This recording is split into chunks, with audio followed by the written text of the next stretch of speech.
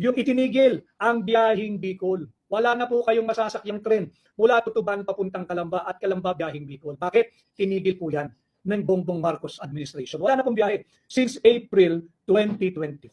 Bakit? Hindi ko rin hulbos maisip. Bakit pinahihirapan kayong mga Bicolano?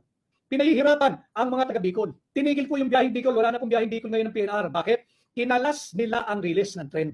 Binaklas yung release ng tren. Binaklas yung release ng tren dahil daw po i-improve nila ang serbisyo at biyahe ng PNR. Tapos na ho ang kanilang termino, hindi po maibabalik yung biyaheng Bicol mula Tutuban papuntang Calamba, Calamba papuntang Bicol. Hindi po magaganap yan. Bakit? Hindi po nila linipat yung bagon. Yung mga tren at saka yung bagon, yung tinatawag nilang rolling parts ng PNR, iniwan po nila lahat sa Tutuban. Iniwan nilang nakatambak sa Tutuban, tapos kinalas nila ho yung release ng tren. Hindi ho ba incompetence ang tawag doon? Paano mo ngayon ililipat yung mga tren, yung mga narrow trains natin mula Tutuban papuntang Calamba? Hindi po nila naisip yun o sadya nilang sinadya para po yung 26,000 daily commuters, 26,000 daily commuters po ng PNR ay dislocated. Wala pong masasakyan yan. Magbubus yan, mag-UV Express, mag-Grab, yung mas mahal na mode of transportation. Ganyan po ang klase ng pamunuan meron tayo ngayon.